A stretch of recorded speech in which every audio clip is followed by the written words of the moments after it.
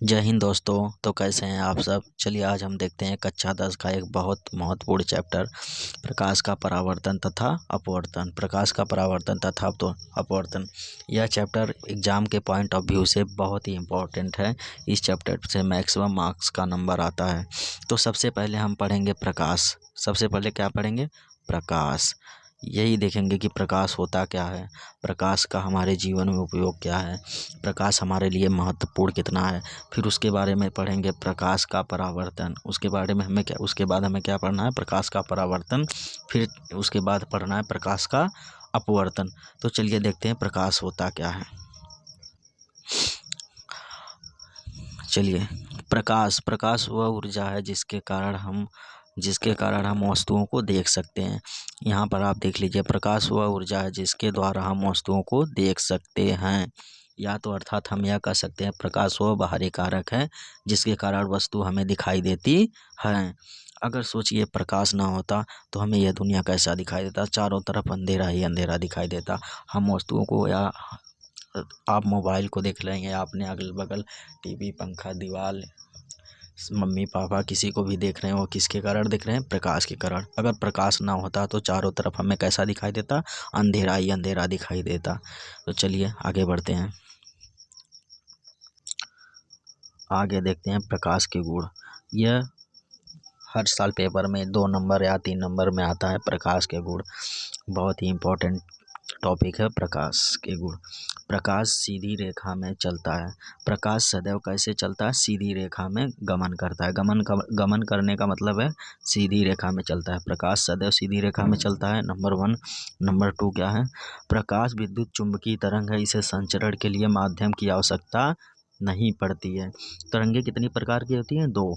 एक यांत्रिक तरंग होती है, दूसरा विद्युत चुम्बकीय तरंग है। यांत्रिक तरंगों के चलने के लिए माध्यम की आवश्यकता होती है। जैसे ध्वनि कौन सी तरंग है? यांत्रिक तरंग है। और प्रकाश विद्युत चुम्बकीय तरंग है। यांत्रिक तरंगों के लिए चलने के लिए माध्यम की आवश्यकता होती है, और विद्युत चुम्बकीय तरंगों के चलने के लिए माध्यम की आवश्यकता नहीं होती है। नंबर 3 है प्रकाश अपारदर्शी वस्तुओं की तीक्ष्ण छाया बनाता है। और नंबर 4 है प्रकाश की चाल निर्वात में सबसे अधिक 3 × 10⁸ मीटर प्रति सेकंड होती है। 3 × 10⁸ मीटर प्रति सेकंड। 3 × 10⁸ मीटर प्रति सेकंड होती है। और आप इसी में लिख सकते हैं कि प्रकाश अनुप्रस्थ तरंग है। प्रकाश कौन सी तरंग है? अनुप्रस्थ तरंग है। चलिए आगे बढ़ते हैं। चलिए आगे देखते हैं प्रकाश का परावर्तन। यह इस चैप्टर का बहुत ही महत्वपूर्ण टॉपिक है, प्रकाश का परावर्तन। तो परावर्तन किसे कहते हैं? किसी चीज़ का आकर, टकरा कर और वापस उसी दिशा में चला जाना क्या कहलाता है? परावर्तन कहलाता है। तो हम यहाँ पर क्या पढ़ेंगे? प्रकाश का परावर्तन। तो प्रकाश का परावर्तन देखिए क्या होता है। उच्च कोटि की पालिश किया हुआ पृष्ठ, मतलब कोई चमकीला सतह, जैसे कि दर्पण, अपने पर पड़ने वाले अधिकांश प्रकाश को परावर्तित कर देता है।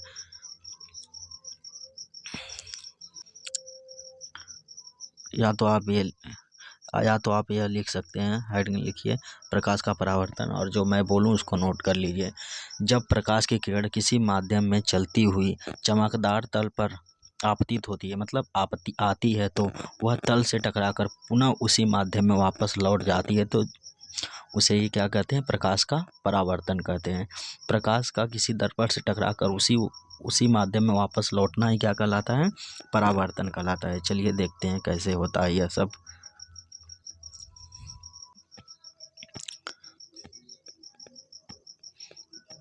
देखिए यह तल है, परावर्तक तल है।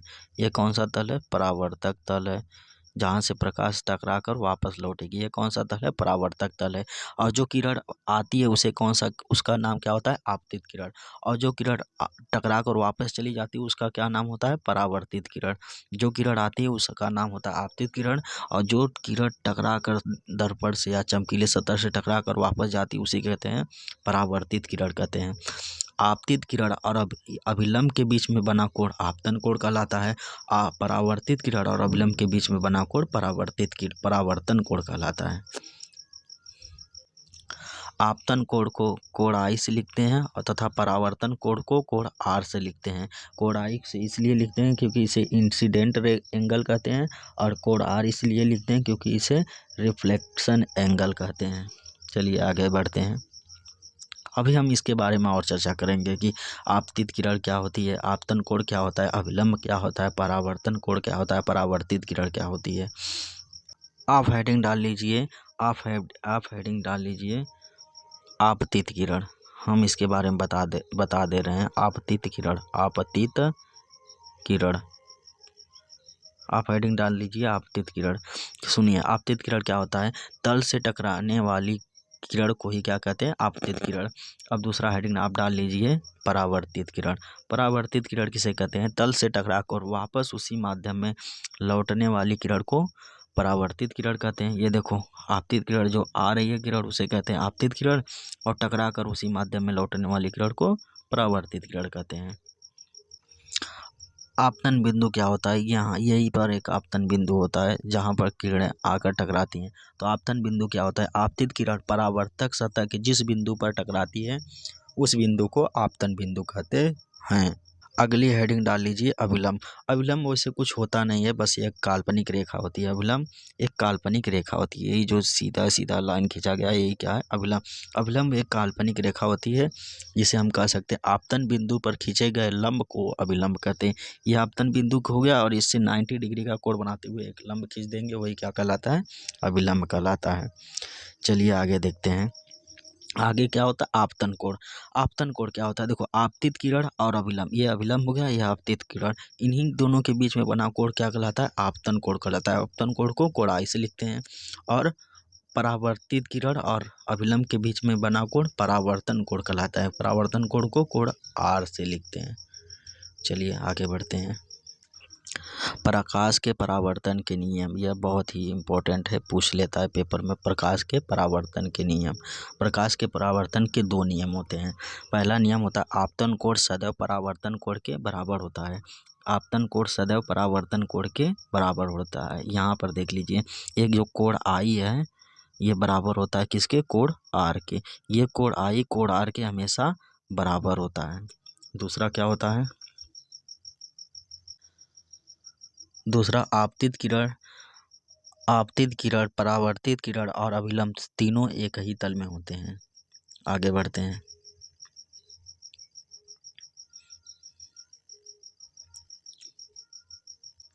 अब पढ़ेंगे प्रतिबिंब। प्रतिबिंब क्या होता है, चलिए देखते हैं प्रतिबिंब के बारे में। देखते हैं प्रतिबिंब क्या होता है। प्रतिबिंब वहाँ बनता है, प्रतिबिंब वहाँ बनता है जिस बिंदु पर कम से कम दो परावर्तित किरणें प्रतिच्छेदित होती हैं। प्रतिच्छेदित मतलब जब किसी वस्तु से टकरा कर दो परावर्तन या अपवर्तन के बाद दो किरणें या दो से अधिक से किरणें आपस में मिलती हैं या मिलती हुई प्रतीत होती है तो वहीं पर प्रतिबिंब बनता है।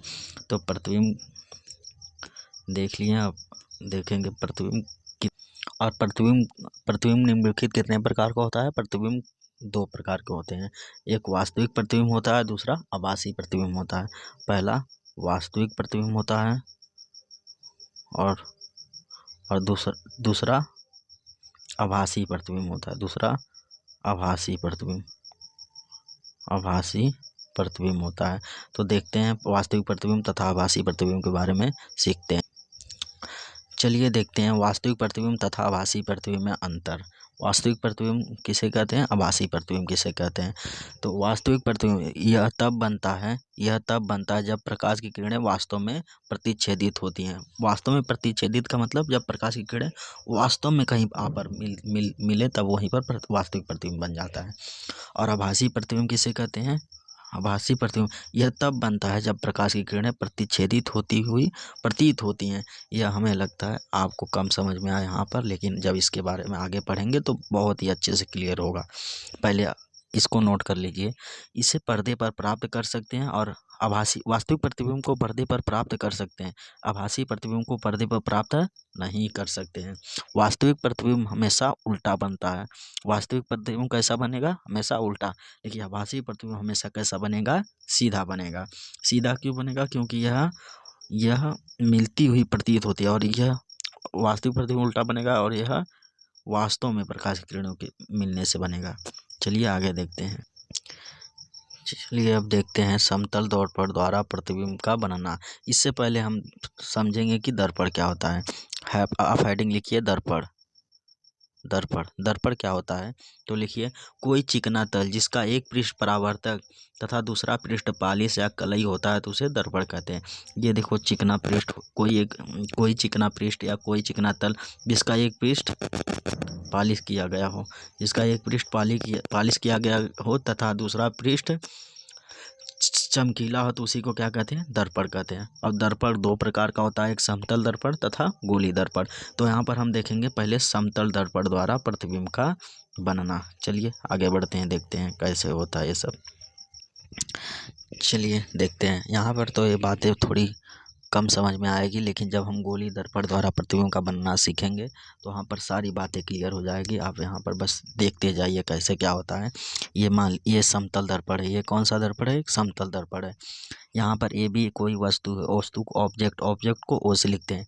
ए बी से चलने वाली प्रकाश की किरणें, जब देखो यहाँ पर प्रकाश की किरणें जब दर्पण पर आपतित होती है तो उसी माध्यम में ये कोण अभिलंब खींच उसी माध्यम में वापस टकराकर वापस चली जाती है। और इसे जब हम इसे डॉट डॉट डॉट डॉट करके इसे जब हम पीछे मिलाते हैं तो यहाँ पर कैसा प्रतिबिंब हमें प्राप्त होता है, आभासी। क्योंकि किरणें देखो वास्तव में नहीं मिल रही हैं, हम इसे ज़बरदस्ती मिला रहे हैं। इसे हम क्या कर रहे हैं, ज़बरदस्ती मिला रहे हैं। तो ए डैश और बी डैश यहाँ पर आभासी प्रतिबिंब प्राप्त हो रहा है हमें। तो यहाँ पर देखो, और वस्तु की दूरी को हम किससे लिखते हैं, यू से लिखते हैं। वस्तु की दूरी को हम यू से लिखते हैं और प्रतिबिंब की दूरी को हम किससे लिखते हैं, बी से लिखते हैं। ये सब बातें समझ में आएगी। चलिए आगे देखते हैं। तो समतल दर्पण द्वारा प्रतिबिंब हमें कैसा प्राप्त होता है। समतल दर्पण द्वारा हमें प्रतिबिंब आभासी एवं सीधा मिलता है। कैसा प्राप्त होता है, आभासी एवं सीधा। और प्रतिबिंब का आकार वस्तु के आकार के हमेशा बराबर होता है। प्रतिबिंब का आकार वस्तु के आकार के बराबर होता है। प्रतिबिंब दर्पण के उतने पीछे बनता है जितनी वस्तु की दर्पण से दूरी होती है। मतलब जितनी वस्तु दर्पण से सामने जितनी दूरी पर वस्तु रहेगी उतनी ही दूरी पर अंदर, दर्पण के अंदर उतनी ही दूरी पर हमें प्रतिबिंब दिखाई देता है। आगे देखते हैं। प्रतिबिंब पार्श्व परावर्तित होता है। पार्श्व परावर्तित का मतलब, अगर हम देखेंगे दर्पण हमारा दाहिना दर्पण में बायां दिखता है, इसी को क्या कहते हैं, पार्श्व परावर्तित कहते हैं। चलिए आगे बढ़ते हैं। यहाँ देख लीजिए लिखा भी गया है कि पार्श्व परावर्तित क्या होता है। इसमें वस्तु का दायां भाग बायां प्रतीत होता है और बायां भाग दायां प्रतीत होता है, उसी को क्या कहते हैं, पार्श्व परावर्तित कहते हैं। इसी में नोट करके लिख लीजिए, आप क्या करके नोट करके लिख लीजिए, एक नोट करके लिख लीजिए। समतल दर्पण की फोकस दूरी अनंत होती है। समतल दर्पण की फोकस दूरी अनंत होती है। अगर समतल दर्पण की फोकस दूरी अनंत होगी तो उसकी वक्रता त्रिज्या भी अनंत होगी। चलिए आगे बढ़ते हैं। गोली दर्पण। अब हम पढ़ने वाले हैं गोली दर्पण। गोली दर्पण होता क्या है, गोली दर्पण क्या होता है, देखो गोली दर्पण का परावर्तक तल अंदर की ओर या बाहर की ओर वक्रित होता है। गोली दर्पण जिसका परावर्तक पृष्ठ अंदर की ओर अर्थात गोले के केंद्र की ओर वक्रित होता है उसे अवतल दर्पण कहते हैं। आगे देखते हैं। गोली दर्पण जिसका परावर्तक पृष्ठ बाहर की ओर वक्रित होता है उसे उत्तल दर्पण कहते हैं। इसका मतलब देखिए, अगर ये गोला है, अगर हम इसे यहीं से काट दें तो काट दें तो ये हमें कैसा प्राप्त हो जाएगा, ऐसा प्राप्त हो जाएगा। और इस गोले का कहीं ना कहीं ऐसे अगर हम मिलाएं तो इधर देखते हैं, मान लीजिए ये क्या है, गोला है, यह क्या है, गोला। अगर हम वैसे गोले को काट दें तो इस गोले का केंद्र तो यहीं पर होगा ना, तो हमें यह कैसे प्राप्त हो जाएगा। चलिए ऐसे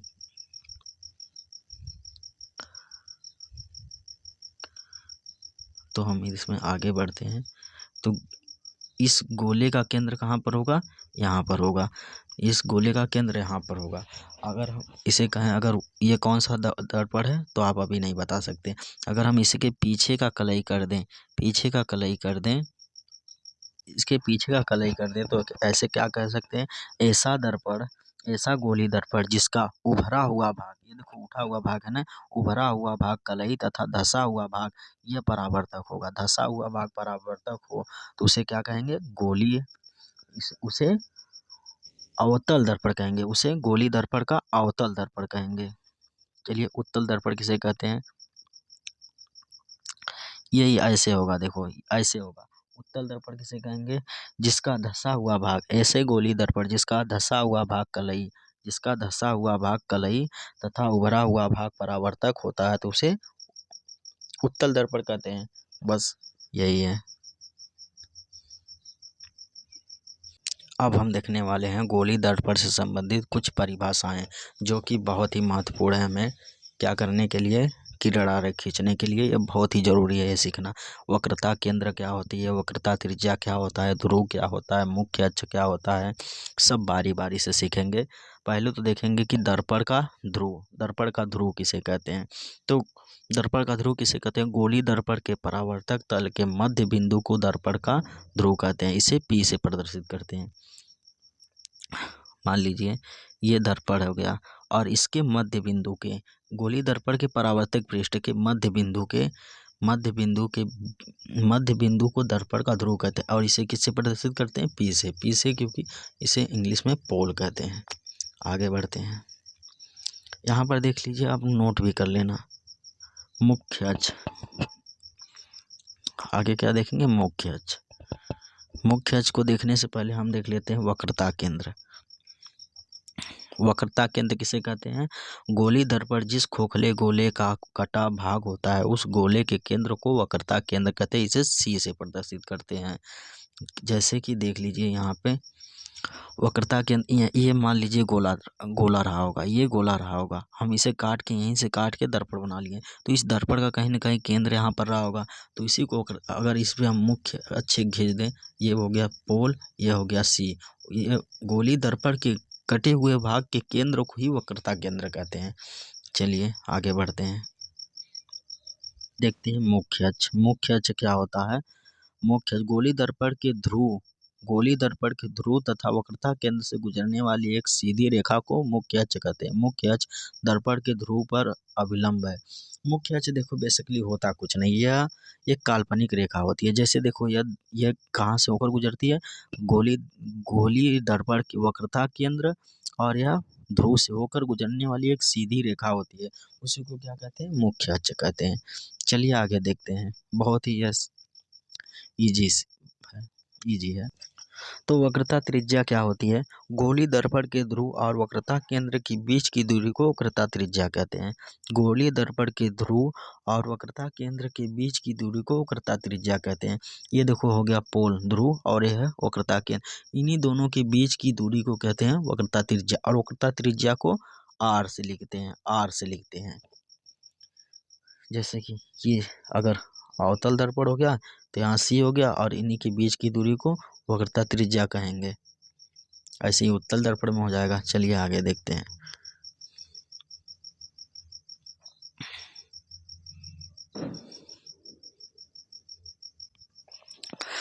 देखते हैं हम दर्पण का द्वारक। दर्पण का द्वारक क्या होता है, हेडिंग लिख लीजिए। चलिए देखते हैं दर्पण का द्वारक क्या होता है। तो गोली दर्पण के परावर्तक पृष्ठ के व्यास को दर्पण का द्वारक कहते हैं। जैसे कि गोली दर्पण, ये मान लीजिए ये हो गया अवतल दर्पण और ये कौन सा दर्पण हो गया, उत्तल दर्पण। तो इसी की पूरी लंबाई को ही क्या कहते हैं, दर्पण का द्वारक। ये परावर्तक पृष्ठ हो गया, ये कौन सा पृष्ठ हो गया, परावर्तक पृष्ठ हो गया। इसी के पूरे व्यास को ही दर्पण का द्वारक कहते हैं। चलिए आगे देखते हैं, ये तो बहुत ईजी है। ये इम्पोर्टेंट है, मुख्य फोकस। इसको ध्यान से देख लेना एक बार। मुख्य फोकस क्या होता है, नोट करके लिख लेना, हेडिंग डाल कर लिख लेना, मैं बोल रहा हूँ। तो गोली दर्पण की मुख्य अक्ष के समांतर चलने वाली प्रकाश की किरणें दर्पण से परावर्तन के पश्चात, परावर्तन के बाद मुख्य अक्ष के जिस बिंदु पर मिलती है या मिलती हुई प्रतीत होती हैं, तो उस बिंदु को दर्पण का मुख्य फोकस अथवा मुख्य बिंदु कहते हैं। इसे F से प्रदर्शित करते हैं। चलिए देखते हैं कैसे। मान लीजिए ये कौन सा दर्पण है, ये हो गया अवतल दर्पण, और ये कौन सा दर्पण है, उत्तल दर्पण हो गया। उत्तल दर्पण किसे कहते हैं? जिसका उभरा हुआ भाग परावर्तक तथा धंसा हुआ भाग कलई किया गया हो, उसे उत्तल दर्पण कहते हैं। और अवतल दर्पण किसे कहते हैं? जिसका अंदर का धंसा हुआ भाग परावर्तक तथा उभरा हुआ भाग कलई किया गया हो, तो उसे उत्तल दर्पण कहते हैं। देखिए ये यहाँ इसका ये वक्रता केंद्र हो गया, यहाँ पर पोल हो गया, ध्रुव हो गया। तो जब मुख्य अक्ष के समांतर चलने वाली प्रकाश की किरणें परावर्तन के पश्चात जिस बिंदु पर मिलती हैं या मिलती हुई प्रतीत होती हैं, तो उसी को हम क्या कहते हैं? मुख्य फोकस कहते हैं। देखिए, और हमेशा प्रकाश को उधर ही से गुजारा जाता है, जहाँ मतलब बिंब को उधर ही रखा जाता है परावर्तक पृष्ठ की ओर, और प्रकाश को हमेशा उधर ही से गुजारा जाता है परावर्तक पृष्ठ की ओर से। यहाँ पर देखिए प्रकाश तो ऐसे आएगा और इधर से चला जाएगा। यहाँ पे प्रकाश कहीं वास्तव में मिलेंगे, ये इधर से आया ऐसे चला गया, तो इसे हम मिलाएंगे डॉट डॉट डॉट डॉट करके। तो यहाँ पर देखिए ये मिलती हुई प्रतीत हो रही है, तो इसी को क्या कहेंगे? मुख्य फोकस। ये उत्तल दर्पण में है। लेकिन अवतल दर्पण में देखिए ये प्रकाश ऐसे ही जाएगा, मुख्य अक्ष के समांतर इसी में मुड़ जाएगा, फिर इधर नीचे से ऐसे जाएगा और इधर से ऐसे मिल जाएगा। तो ये हो गया वक्रता केंद्र, यहाँ पर वक्रता केंद्र हो गया, और इसके बीच में वक्रता केंद्र और पोल के बीच में यहाँ पर ये मिल रही हैं, ये वास्तव में मिल रही हैं, तो ये क्या हो गया? मुख्य फोकस। अवतल दर्पण में किरणें वास्तव में मिलती हैं तथा उत्तल दर्पण में किरणें मिलती हुई प्रतीत होती हैं। चलिए आगे देखते हैं। नोट करके आप कुछ बातें लिख लीजिए, नोट करके, चलो लिख लीजिए नोट करके। तो अवतल दर्पण में फोकस दर्पण के सामने होता है। अवतल दर्पण में ये कौन सा दर्पण है? अवतल दर्पण में इसमें फोकस कहाँ पर होगा? ये वक्रता केंद्र हो गया, ये वक्रता केंद्र हो गया, यहाँ पर क्या हो गया? पोल। इसमें फोकस यहीं पर होगा, इसके बीचों बीच। तो अवतल दर्पण में फोकस दर्पण के सामने होता है, जबकि उत्तल दर्पण में फोकस दर्पण के पीछे हो गया। ये कौन सा दर्पण हो गया? उत्तल दर्पण हो गया। चलिए दिखाते हैं अभी हम आपको। ये बना दिए कौन सा? ये बना दिए दर्पण। ये उत्तल दर्पण हो गया, ये मुख्य अक्ष हो गया, यहाँ पर फोकस होगा। फोकस इसमें कहाँ होगा? सही से बनाते हैं, इधर देखिए ये खींच दिए हमने एक। उत्तल दर्पण किसे कहते हैं? जिसका धंसा हुआ भाग कलई तथा उभरा हुआ भाग परावर्तक पृष्ठ हो, तो उसे हम उत्तल दर्पण कहते हैं। उत्तल दर्पण देखो, इसका गोला किधर पूरा होगा? इधर। तो इसका गोला उधर पूरा होगा, तो इसका वक्रता केंद्र किधर होगा? यहाँ पर होगा, और इसका फोकस किधर होगा? इधर होगा। तो इस उत्तल दर्पण में, जबकि उत्तल दर्पण में फोकस दर्पण के पीछे होता है। अब देखते हैं फोकस दूरी। फोकस दूरी क्या होती है? इसे लिख लीजिए। गोली दर्पण के ध्रुव और मुख्य फोकस बिंदु के बीच की दूरी को फोकस दूरी कहते हैं। इसे स्मॉल एफ से प्रदर्शित करते हैं। अब आगे बढ़ते हैं। फोकस दूरी और वक्रता त्रिज्या में एक संबंध होता है। फोकस दूरी वक्रता त्रिज्या में एक संबंध होता है, इसे नोट करके लिख लीजिए। फोकस दूरी और वक्रता त्रिज्या में एक संबंध होता है। क्या होता है? F बराबर R/2, F बराबर R/2 होती है। फोकस हमेशा त्रिज्या की आधी होती है। तो फोकस दूरी वक्रता त्रिज्या की आधी होती है। यहाँ पर लिख लीजिए ऐसे, फोकस दूरी